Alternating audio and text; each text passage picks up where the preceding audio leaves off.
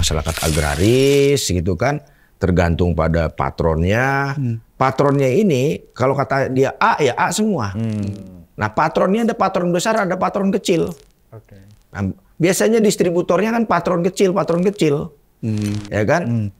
Gak mungkin lah, katakan gini lah, ada caleg gitu, duitnya 1 triliun, yang bagiin sendiri itu mau beli itu, ya kan? Pasti menggunakan patron. Bagi saya yang nggak punya duit ini, yang modal lillahi ta'ala ya, yang modalnya cuma Bismillah, Al-Fatihah bro. Gimana caranya sekarang saya melakukan banyak pertemuan, langsung kepada apa yang disebut si kawulo ini. Bukan saya mau menjadi patron baru, saya mau ketemu mereka. Saya sekarang udah keliling, ketemu orang-orang, 30 orang, 50 orang, terakhir kemarin ada 200 orang, saya temuin, saya ngomong aja. Itu kan, saya ngomong aja, saya jelasin apa adanya, kenapa begini, kenapa begitu, apa yang terjadi, apa yang ada di sekitar mereka saya jelasin. Saya ketemu aja, ya kan. Saya nggak mau lewat patron-patron itu.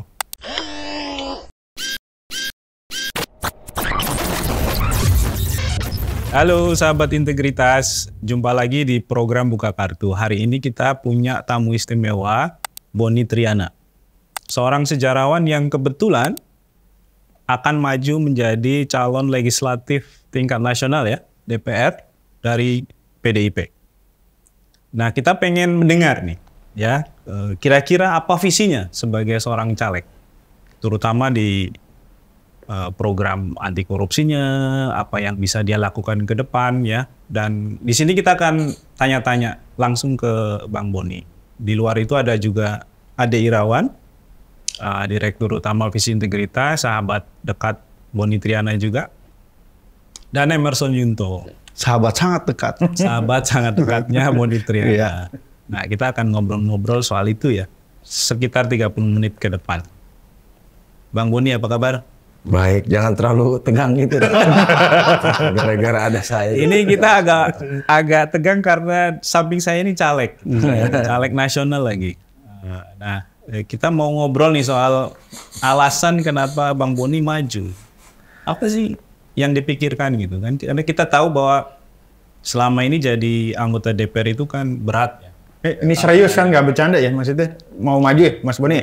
Udah maju kan? Mungkin mundur. Mundur. Siap. Namanya juga udah dalam list yang didaftarkan kan? Sudah, di DCS sudah. Nah, kira-kira apa nih? Ya, makasih Mas Ade, Kang Ade, Mas Emerson. Tadi namanya beda. Ya udahlah. Serius kan. Jadi gini, apa namanya Mas Adnan, sebetulnya keterlibatan saya maju sebagai bakal calon. Oh, kategorinya masih bacalek ya? Anggota legislatif DPR RI dari Dapil Banten 1. Di mana itu Dapil Banten 1 di Lebak dan Pandeglang. Di mana itu Lebak dan Pandeglang di Provinsi Banten, ya kan? Saya lahir di Lebak, di Kota Rangkas Bitung.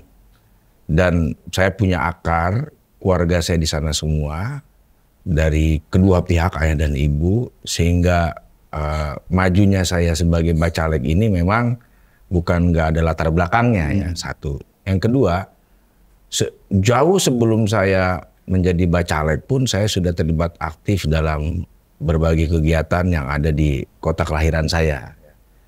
Saya menjadi inisiator dari Museum Multatuli dan Keren museumnya ya. Dan juga apa namanya perpustakaan Seja Dinda bersama dengan teman-teman di pemerintahan Pemda Lebak, kami bikin itu.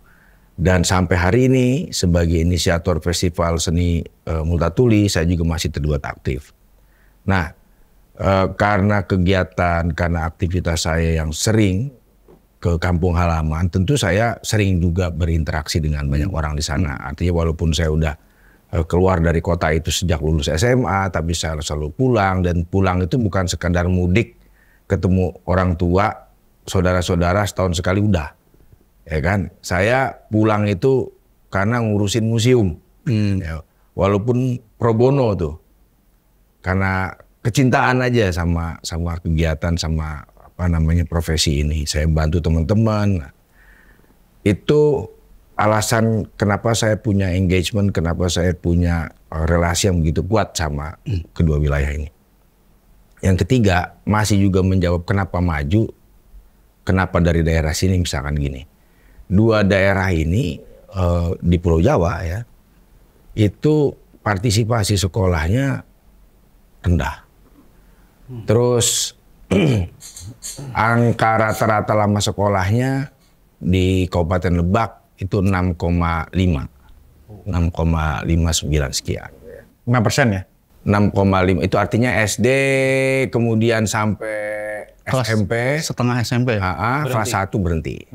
Di Pandeglang 7, sekian. Artinya sampai kelas 1 SMP berhenti. Itu indeks rata-rata lama sekolah.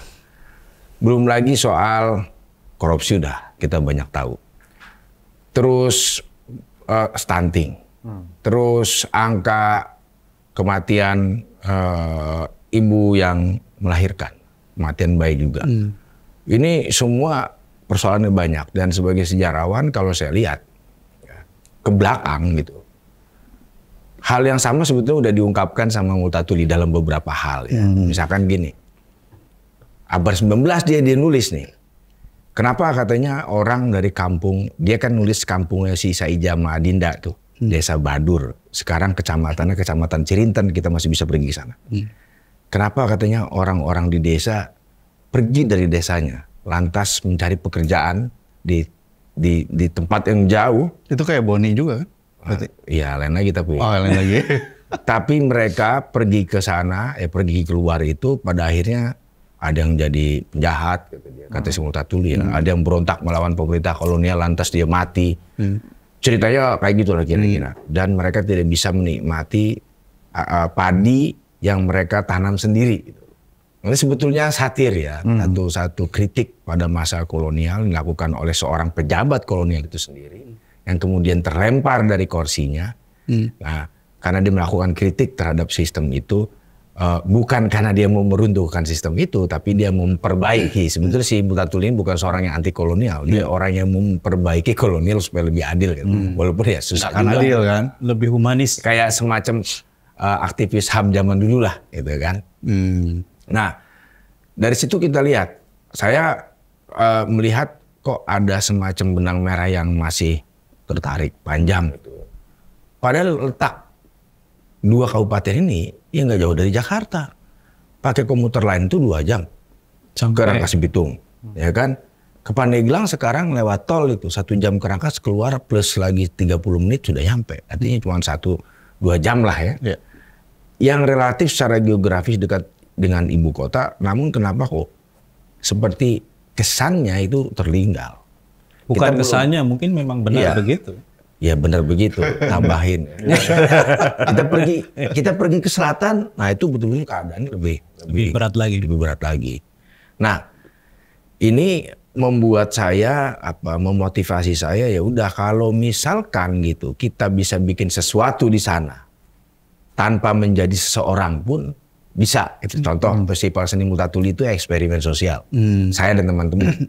Apa itu? Waktu kami pertama kali bikin Festival Seni Multatuli, itu konsepnya kolaborasi.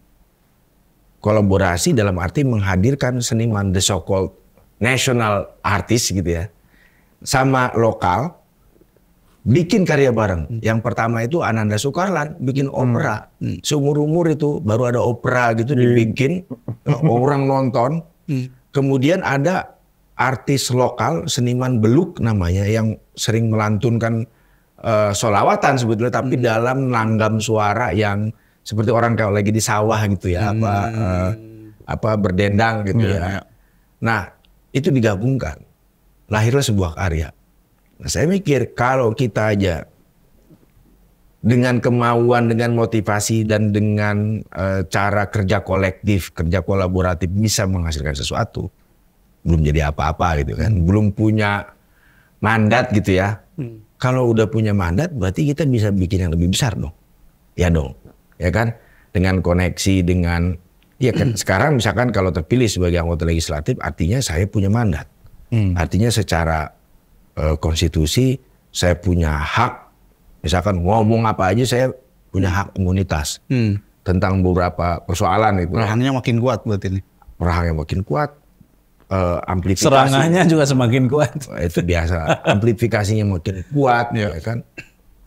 Ya bukan ngomong aja, tapi juga membuat sesuatu yang mungkin paling tidak bisa menghadirkan perbedaan lah, gitu. Saya nggak mungkin sendiri gitu, makanya saya selalu kedepankan kerja kolektif, kerja kolaboratif, dan itu bukan teori, itu bukan konsep aja. Di Museum Multatuli, proyek yang kecil ini itu kerja kolektif, bukan saya sendiri. Usulnya mungkin dari saya, tapi ada Pemda Lebak ikut terlibat, ada civil society ikut terlibat, ada kelompok-kelompok komunitas lain juga terlibat. Artinya memang cara kita mempengaruhi, meyakinkan itu juga satu pekerjaan yang penting kan. Nah dengan kerja kolaboratif dan kolektif ini lahirlah sebuah tempat yang kita tahu sekarang lumayan tuh jadi rame, jadi pusat kunjungan orang. Ya keren. Dan narasinya kuat, narasinya macam-macam lah ya. Artinya membuka juga perdebatan, ada pro kontra, ada diskurs ya. Ada wacana-wacana yang dikemukakan, yang terjadi di publik dan itu sehat. Nah ini saya mikir lah kalau misalkan saya punya mandat dari warga, berarti kan saya bisa berbuat sesuatu gitu. Di bidang pendidikan misalkan. Contoh saya beberapa waktu lalu saya pergi ke sebuah kecamatan gitu ya, ke arah Bogor perbatasan. Ada sekolah ya, si gurunya cerita sama saya kekurangan murid. Kekurangan murid. Bukan kekurangan guru. Bukan. Ini SMA. Kekurangan murid, bahkan harus meyakinkan orang tua untuk mengirimkan anaknya sekolah. Kayak Laskar Pelangi lah. Iya. Itu nggak jauh loh. Dari rumah saya di BSD itu cuma 2 jam. Tenjo itu deket Tenjo. Ya daerah Cipanas, Muncang nggak jauh. Itu karena mereka enggak ada sekolah. Nah begini, jadi tadi kaitannya sama indeks rata-rata lama sekolah, sama tingkat partisipasi sekolah. Kalau kita bedah persoalannya aspek cultural, kebudayaan, tradisi, pola pikir. Ya kedua baru infrastruktur, ya kan. Ketiga baru soal knowledge, wawasan ya, yang memotivasi orang, kultur. Orang di sana buat apa sekolah tinggi-tinggi misalkan? Ya kalau perempuan dikawinin, laki-laki dia menjadi buruh, ya kan? Ya mereka ambil itu karena nggak ada satu celah kesempatan buat mereka untuk menggapai pendidikan yang lebih tinggi, bukan karena mungkin mereka nggak tahu, tapi karena mereka secara culture sudah terkungkung oleh cara berpikir yang seperti itu, sehingga guru tuh datang untuk meyakinkan si murid untuk sekolah, ya kan? Mungkin nggak ada role model di kampung itu, ya kan? Bisa jadi kan? Mungkin role modelnya bukannya seperti itu, ada tokoh-tokoh masyarakat, tapi role model yang lain nggak ada, mungkin, sehingga itu tidak bisa membuat cara berpikir, kebudayaan yang sudah melekat erat itu berubah karena nggak ada contoh, nggak ada apa. Yang kedua tadi infrastruktur, jalan ke sekolahnya jelek, ya kan? Jalan ke sekolahnya jelek. Atau jauh? Jauh juga tentu kan. Lebak terkenal dengan jembatan Indiana Jones. Ya, daerah ini kan luas ya, penduduknya itu kalau lihat DPT-nya, daftar pemilih tetapnya itu 1.900.000. Kalau kita bandingin sama Tangerang jauh 3 kali lipatnya. Tapi daerahnya luas, ya kan? Jadi memang populasinya, kepadatannya itu renggang lah ya, nggak seperti ke wilayah utara. Gitu. Nah ini problem juga. Kemudian akses infrastruktur belum merata, belum kalau kita bandingkan dengan provinsi lain ya belum sebaik itu. Memang perlahan ada perubahan. Yang ketiga, wawasan untuk ngebuka cakrawala orang, pentingnya pendidikan itu juga kurang digenjot lah. Nah ini yang terjadi di sana gitu. Di sebuah daerah yang nggak jauh dari Jakarta. Nggak jauh. Nah, problem sosial ekonomi warga ini kan juga mungkin salah satunya karena pelayanan publiknya buruk ya. Yang disediakan oleh pemerintah, sehingga mereka nggak tertrigger untuk oke, saya akan masuk ke jenjang yang lebih tinggi, misalnya di isu pendidikan ataupun misalnya layanan kesehatan gitu ya. Nah ini Bang Boni melihat isu pemerintahnya ini terutama pemerintah lokal ya nanti. Itu bagaimana nanti strateginya untuk mendorong supaya isu penguatan pelayanan publik, tata kelolanya menjadi lebih. Kalau nggak bisa jawab, saya bisa bantu jawab sih atau Esan. Iya. Es. jadi kalau saya lihat memang kita bukan nggak punya uang, kita tuh nggak punya prioritas. Kalau lihat misalkan APBD yang nggak juga begini, misalkan APBD di Lebak itu 2,9 triliun. Besar. APBD di Pandeglang itu 2,6, total Banten itu 12 T kalau ya. 50%-nya belanja pegawai. Mungkin bisa lebih. Ya kan? Kemudian baru sisanya itu untuk program yang mengena ke masyarakat. Dan itu tidak semuanya juga kan? Enggak semuanya. Nah, kenapa saya bilang kita punya banyak uang tapi kurang presisi dalam membuat priority atau prioritas program tadi? Karena contoh lah, bikin jalan misalkan ya, membuka suatu daerah. Jalan itu kan pemerintah invest kan. Kalau hitungan bisnis dia harus balik. Kalau government invest di infrastruktur harus dihitung kapan baliknya. Baliknya gimana? Dia harus bisa dorong percepatan kapasitas ekonomi, penguatan kapasitas ekonomi di sebuah daerah tertentu pada masa tertentu kan. Ya kan? Nah, misalkan satu daerah A dibuka di sana. Masyarakatnya belum tahu mau bikin apa. Nggak punya apa-apa. Dan kebanyakan, ya, saya juga harus cek data lagi, bisnis di sana ekstraktif akhirnya. Gali jual, tebang jual. Ya kan? Tidak berbasiskan kepada inovasi yang lebih kreatif, yang lebih inklusif sifatnya, yang membuat masyarakat itu kuat secara kapasitas ekonominya gitu. Nah ini saya pikir ya bukan saya aja yang harus memikirkan, semua harus mikirin. Dibuka jalan tol misalkan untuk membuka wilayah selatan. Ada apa di sana? Yang saya takutkan adalah, yang saya khawatirkan, ya tadi pemain besar hanya sekedar investasi, buka industri, ya kan? Tapi penduduk di sana kemudian terpaksa harus terserap, sementara pendidikannya tidak memadai, ya dia akan levelnya cuma itu aja dan berputar pada lingkaran setan yang sama. Ya mungkin semestinya ada juga ide, mungkin di pemerintahan juga ada kepikiran ya. Misalkan di satu desa tertentu punya produk apa, ada yang lagi ngetop sekarang hilirisasi atau supply chain itu kan. Gula aren ada di sini. Kemudian ada tepung kanji dari pohon arennya, kemudian apanya lagi itu kan kalau digabungkan kopi, bisa satu produk tersendiri. Nah, pemerintah harusnya bisa mensimulasi dan semacam menjadi fasilitator kan untuk mendorong satu produk keluar dari daerah itu, membantu memasarkannya, membuka jaringan distribusinya, kemudian memperkuat perekonomian di wilayah tersebut, sehingga mereka nggak usah pergi kemana-mana di situ, sementara udah ada jalan yang menghubungkan.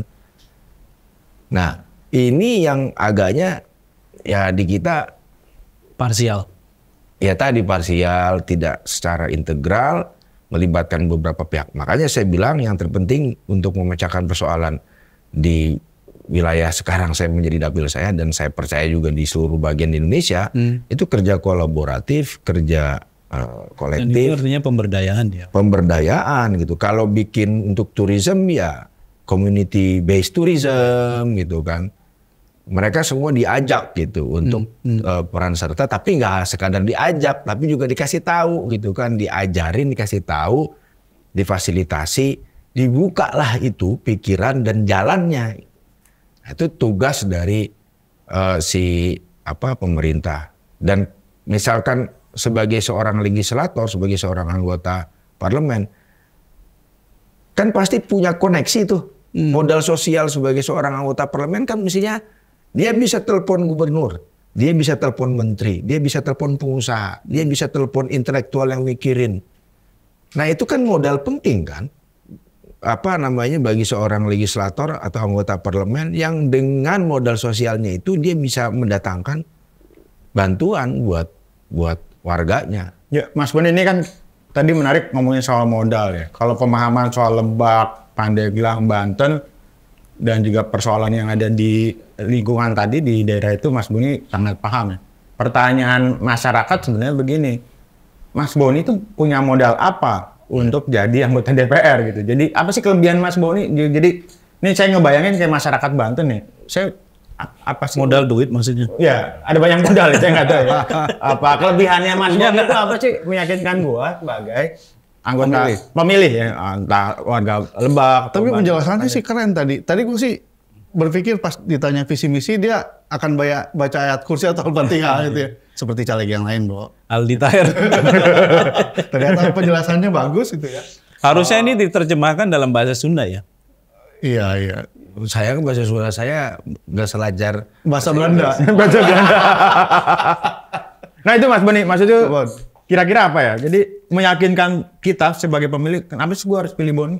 Iya, dengan modal sosial, dengan modal pengetahuan apa yang terjadi di sana, dan yang harus diingat juga sama Bu Eson, dua daerah ini sudah masuk ke dalam literatur sejarah. Cerita tentang kemiskinan, cerita tentang penindasan dari dulu.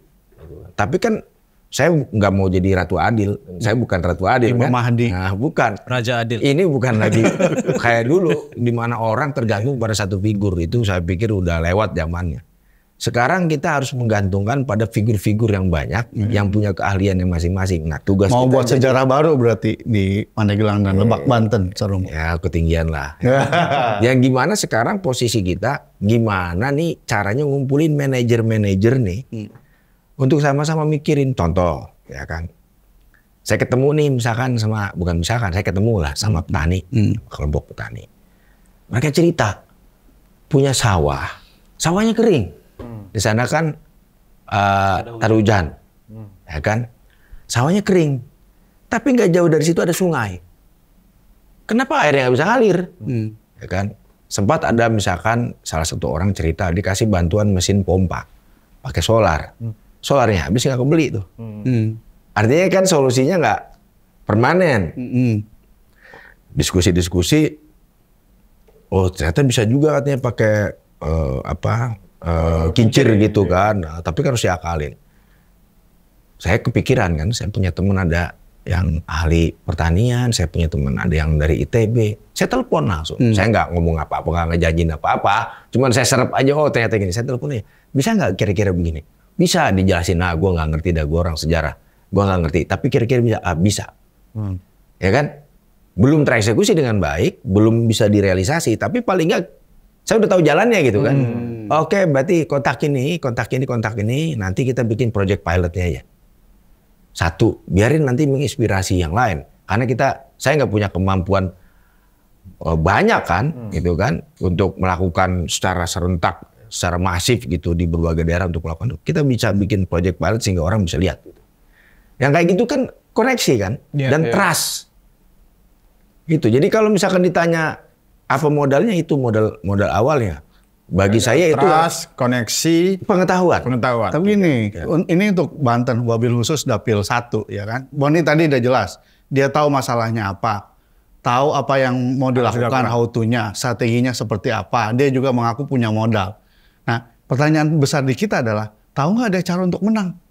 Untuk jadi anggota DPR. Karena belum tentu menang juga. Betul, apalagi di Banten kalau riset-riset kayak model ICW. Politik uangnya paling tinggi di Banten. Gitu ya. Dan ini pasti yang akan dihadapi oleh Boni. Kan? Ya. Enggak juga, enggak semua. Boni representasi Banten gitu ya. Dia cara untuk penyimpangan dari Lebak. Begini, gimana tuh, Bon? begini. Kalau Eson sih pasti nggak akan milih Boni karena beda dapil. Karena Depok. Di Depok dia. Saya nggak akan milih. Ini kita padukan antara pengetahuan empiris dengan yang teoritis tadi ya. Ya. Satu, pemilih di wilayah Dapil 1 itu bukan tabiatnya, apa namanya, karakternya paternalistik, patron. Jadi hubungan yang dibangun itu patron klien. Si patron zaman yang modern sekarang, yang semi feodal, biasanya bayar uang patronase kan, ada biaya patronase lah, Ya. ya kan. biaya patronase itu untuk merawat kepatuhan si klien, si kawulo gusti ini.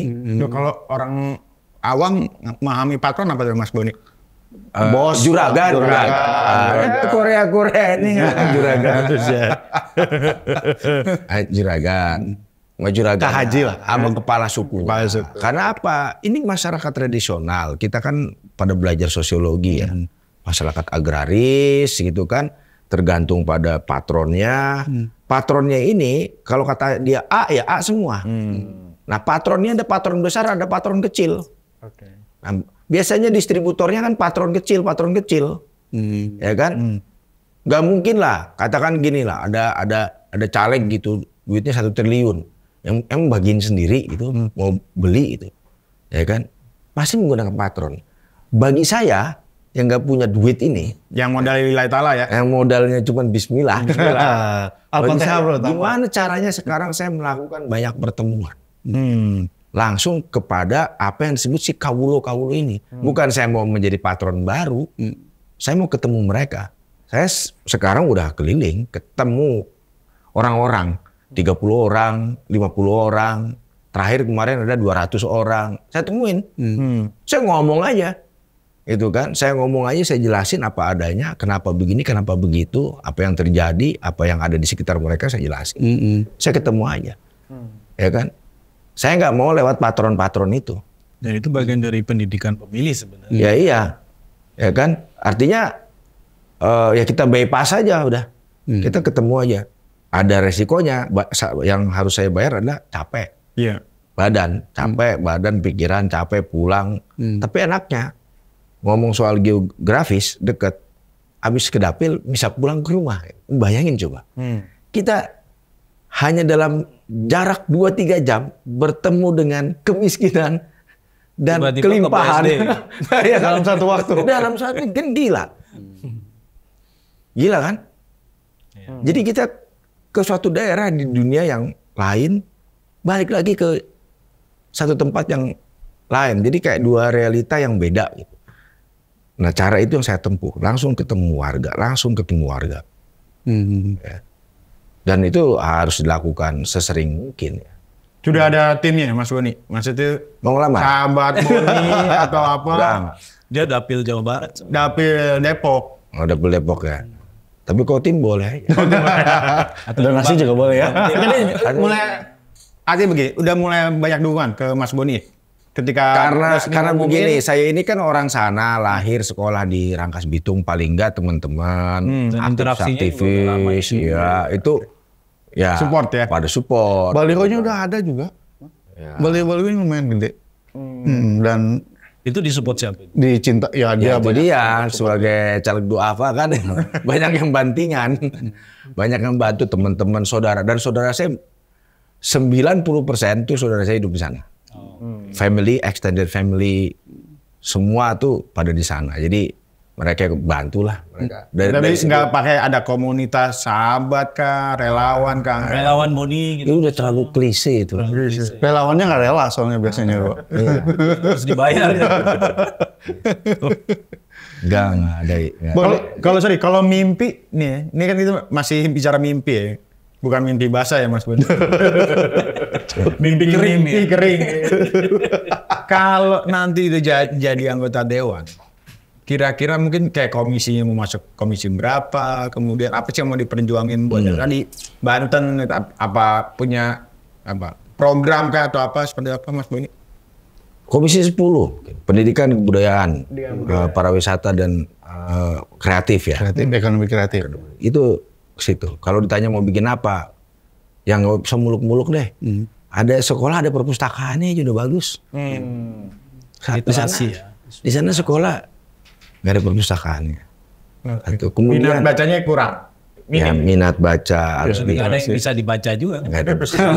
Sekarang ada begini. Ada.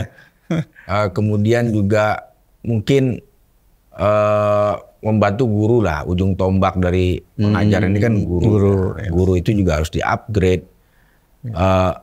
Kesejahteraan, kemampuan. Iya pasti, karena begini juga. Bukan hanya itu, kalau menurut saya begini. Kadang guru udah sekolah nih, dia upgrading nih, master, bahkan ada yang doktor. dia jadi males lagi di balik sekolah, pengen jadi kepala dinas. Itu juga saya lihat. Nah, itu juga karena apa? Karena melihat fasilitas yang didapatkan antara pejabat struktural dengan dia sebagai fungsional itu langit bumi. Ya kan? Padahal kalau misalkan skill dia, kemampuan dia, bahkan didukung dengan pendidikan dia secara formal di doktor apa, lebih bagus buat anak didiknya kan. Artinya juga harus didorong supaya si guru ini tetap mau ngajar walaupun dia udah S2 bahkan S3 kan. Jadi kemampuannya terupgrade ya. Dan yang lebih penting gini lah, saya kasih cerita aja. Kenapa dokter Kuba itu terkenal? Apa bedanya dokter Kuba sama dokter Indonesia? Nyuntik juga sama kok. Tempatnya di situ nggak mungkin nyuntik di mata, nggak mungkin kan? Atau kalau dokter Kuba nyuntiknya di kepala gitu kan? Atau sakit perut dikasih obat sakit kepala nggak? Standar lah kemampuan dokter. Yang membedakan adalah jiwa kemanusiaannya, panggilannya. Nah, jiwa kemanusiaan itu yang membuat seorang dokter berbeda dengan dokter lainnya. Gitu. Begitu juga guru gitu. Yang membedakan seorang guru ya sama lah, mungkin ilmunya sama lah, semua sejarawan sama lah. Tapi kan calling dia, panggilan dia untuk melakukan sesuatu, mendedikasikan dirinya, itu yang bikin seseorang berbeda. Ada penjiwaannya. Ah, itu yang agaknya mungkin juga harus ya harus kita dorong. Lagi-lagi ini kerja kolaboratif dan kolektif supaya orang tuh mikir, wah ini nggak bisa diselesaikan sama satu orang, tapi kita harus sama-sama. Bon, DPR kan kalau dilihat di banyak survei, ini institusi yang nggak terlalu dipercaya oleh publik. Pakai bahasa lebak, sarwa bae geus jadi mah. Nah ini apa yang bisa membedakan nih Boni Triana dengan anggota DPR yang lain? Yang lain. Anggota DPR itu 500 orang lebih, ya kan? 550 ya? 570 atau 500-an lebih lah, ya. 500-an lebih. Masa sih semuanya begitu gitu? Nggak mungkin, ya kan? Wartawan banyak juga, ya ada yang nggak bener, ada yang bener juga. Tukang kampak banyak juga. Ya kan? Pegawai negeri juga sama, menteri sama. Artinya sekarang kita kan zaman itulah, dianggap sebagai kebenaran itu kan bisa diperdebatkan. Kita memasuki di mana setiap hal itu bisa diperdebatkan dan diragukan kebenarannya, termasuk image tadi. Ya kan? Kalau misalkan ada 500 orang anggota DPR, hanya 1-2 orang, kemudian dianggap itu representatif, ya nggak adil juga. Memang ada ukuran, misalkan kenapa dalam periode ini produk legislasinya kurang, kenapa begini, kenapa begitu. Jadi di banyak kasus kita kan ngamatin juga. Kita selalu sebut sama wisatawan dari Senayan. Dia itu ketika masa reses itu bukan ke dapilnya om. Mereka jalan-jalan tuh kemana-mana tuh. Maksudnya bukan ke dapil. Jadi yang dipedulin masyarakat adalah ya lo inget gua dong, lo perjuangan inian gua dong. Nah kita pengen ngeliat nih Boni itu apa iya kayak gitu. Gini, ada 6 kursi di dapil ini. Ada 6 DPR RI. 6 orang ini harus menyelesaikan persoalan sekitar 2 juta orang lebih warganya. Mungkin nggak kira-kira? Ini bukan excuse ya. Gue mau challenge aja nih kita cara mikirin ya. Nggak mungkin kan? Artinya bagaimana untuk bikin mungkin? Nah, kalau saya pribadi ditanya, saya mau bagi 2 aspirasi kategorinya. Aspirasi yang sifatnya personal dan aspirasi yang sifatnya memang komunal yang menyangkut hidup orang.